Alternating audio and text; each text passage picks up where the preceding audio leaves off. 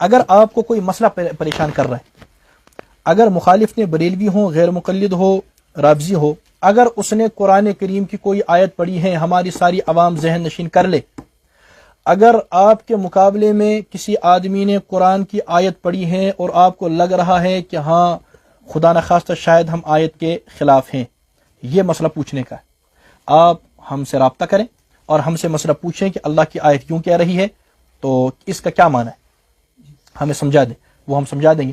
آپ کو کسی کا نام لینے کی بھی ضرورت نہیں ہے، آپ مجھ سے مطلق مسئلہ پوچھ لیں۔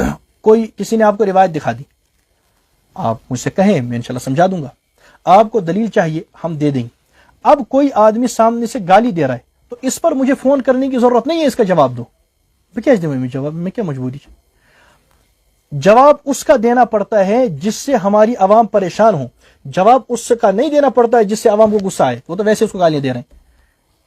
اس پر میں آپ سے گزارش کرتا ہوں کہ اس پر بھی گالی نہ دیں۔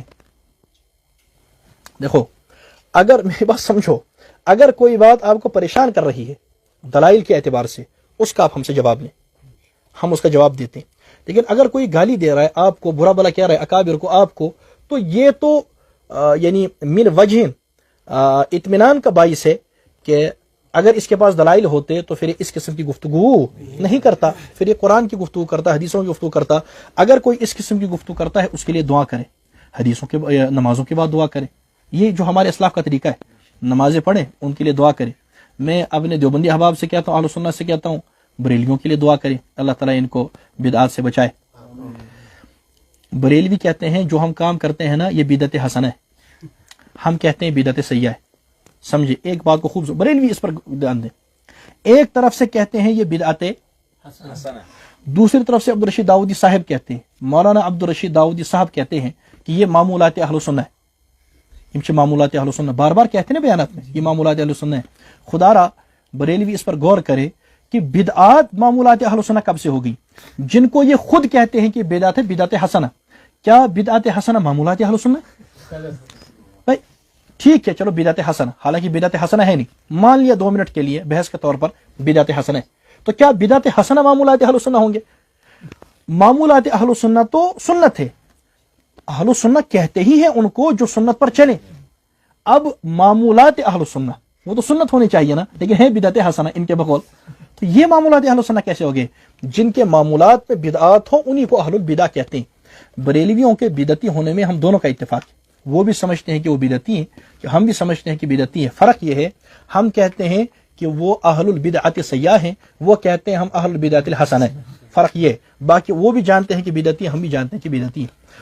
ان کے لیے دعا کرے اللہ تعالیٰ ان بدعات سے ان کو بچائیں، شرک سے ان کو بچائیں، غلط عقائد سے ان کو بچائے، قرآن کریم کی مخالفت سے ان کو بچائے۔ اس کے لیے دعائیں کرنی، صرف لڑائی تو نہیں کرنی ہے نا، دعا کرنی ہے ان کے لیے، یہ پیغمبروں کا طریقہ ہے، ان کے لیے دعا بھی کرنی ہے۔ پھر ان کے سامنے جا کر کے سلی زبان سے ان کو سمجھانا بھی ہے، کہیں کوئی بھائی ملے اس کو سمجھانا ہے۔ اچھا سمجھائیں گے ہم کیسے؟ ہم اللہ کا قرآن پڑھ کر کے سمجھائیں گے، اس کے لیے شرط ہے کہ آپ کو پڑھنا پڑے گا، آپ کو پڑھنا پڑے گا۔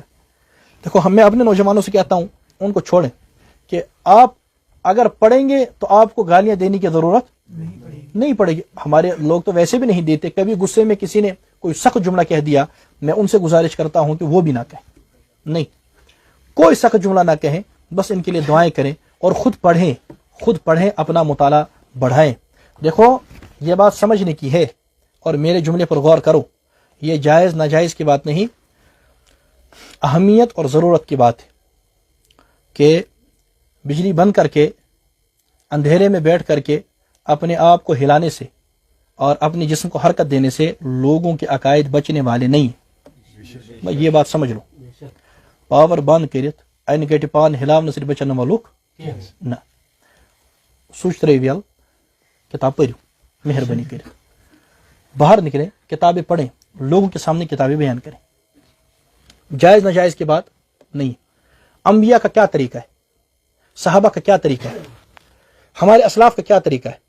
رسول رحمت صلی اللہ علیہ وسلم نے اپنے بعد شاگرد چھوڑے، امام ابو حنیفہ رحمۃ اللہ علیہ نے اپنے بعد شاگرد چھوڑے، امام ابو یوسف، امام محمد، حضرت شاہ ولی اللہ رحمۃ اللہ علیہ نے اپنے پیچھے شاگرد چھوڑے، شاہ عبدالعزیز نے اپنے پیچھے شاگرد چھوڑے، شاہ اسحاق نے اپنے پیچھے شاگرد چھوڑے، شاہ عبد الغنی نے اپنے پیچھے شاگرد چھوڑے، حضرت قاسم العلوم والخیرات مولانا قاسم نانوتوی رحمۃ اللہ علیہ نے اپنے پیچھے شاگرد چھوڑے، مولانا رشید احمد گنگوہی رحمۃ اللہ علیہ نے اپنے پیچھے شاگرد چھوڑے.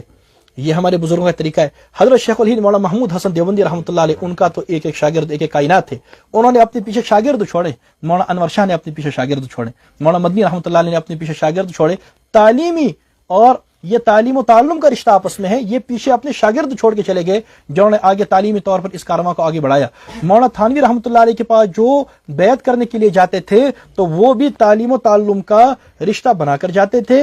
انہوں نے کہیں سے حدیث پڑھی ہوئی ہوتی تھی، پڑھتے تھے، ابتدا میں تو حضرت خود پڑھاتے تھے، بعد میں جو بھی جاتا تھا وہ پڑھ کر کے جاتا تھا، تو ایک تعلیمی سلسلہ آگے چلتا تھا.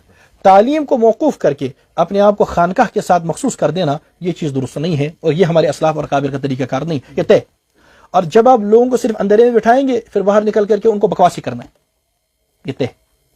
جن لوگوں کی صبح شام صرف اندھیرے میں ہو اور کتاب سے کوسوں دور ہو، نہ قرآن پتہ ہو نہ حدیثیں پتہ ہو، پھر باہر نکل کر کے ان کو بکواسی کرنا ہے، کیونکہ ان کو قرآن آتا نہیں ہے، حدیثیں آتی ہی نہیں. اکابر اسلاف وہ نہیں جانتے. لہذا میرا بھائی خدا را، جو نوجوان جس کے ساتھ بھی جڑے ہوئے ہیں ان کو پڑھائیں، ان کو کہیں قرآن پڑھو. مولانا سرفراز خان کی کتابیں دیں، حضرت اکاڑی رحمۃ اللہ علیہ کی کتابیں دیں، مولانا نافع کی کتابیں دیں، مولانا ابو بکر غازی پوری کی کتابیں دیں، وادی میں حضرت الاستاذ مفتی مظفر حسین قاسمی دامت فیوضہم العالیہ کی کتابیں. اور لگ بھگ اس وقت کے جو ہمارے موجودہ اکابر ہیں، ہمیں یہ بات کہنے میں کوئی تعامل نہیں ہے اور سب جانتے ہیں، اس وقت وادی میں علماء دیوبند کے جتنے موجودہ اکابر ہیں ان میں سے آپ تصنیفی طور پر جو علمی خدمات سر انجام دی ہیں آپ دو نام لے سکتے ہیں. ایک تو حضرت مفتی نذیر احمد قاسمی شیخ الحدیث دامت فیوضہم العالیہ، ان کے فتاوی ہیں جو چھپتے ہیں. اس کے علاوہ اگر کچھ ہے تو حضرت مفتی مظفر حسین صاحب کی کتابیں ہیں جو علمی اور تحقیقی کتابیں ہیں اور مسائل پر ہیں اور جن کی ہمیں ضرورت ہے. یہ ہمارے اس وقت موجودہ یہاں کا علمی کام ہے، انشاءاللہ اس سے بھی زیادہ ہونا چاہیے اور انشاءاللہ ہوگا. اسی طرح اور اکابر ہیں، ان کی آپ کتابیں دیں جن کتابوں کے اندر صحیح عقائد بیان کیے گئے ہیں، مسائل بیان کیے گئے ہیں، اور ساتھ میں درس قرآن کا اہتمام کریں. سارے ساتھیوں سے کہتا ہوں درس قرآن دو. ہمارے جتنے ائمہ جن جن مساجد میں موجود ہیں ان کو کہتا ہوں کہ درس قرآن دو. ہمارے جتنے لوگ جہاں پر بیٹھے ہیں، مکتب چلاتے ہیں، کسی بھی جگہ پر کہیں بھی بیٹھ کر کے کسی مدرسے میں کام کرتے ہیں، مکتب میں کام کرتے ہیں، کاروبار کرتے ہیں، شام میں جا کر کے فجر کے بعد درس قرآن دیں.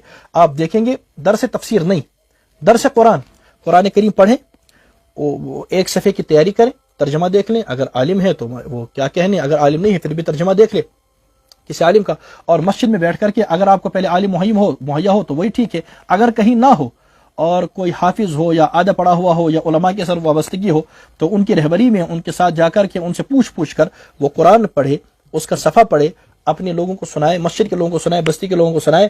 آپ دیکھیں گے کہ 1 سال کے اندر آپ کے یہاں کا ماحول تبدیل ہو جائے گا.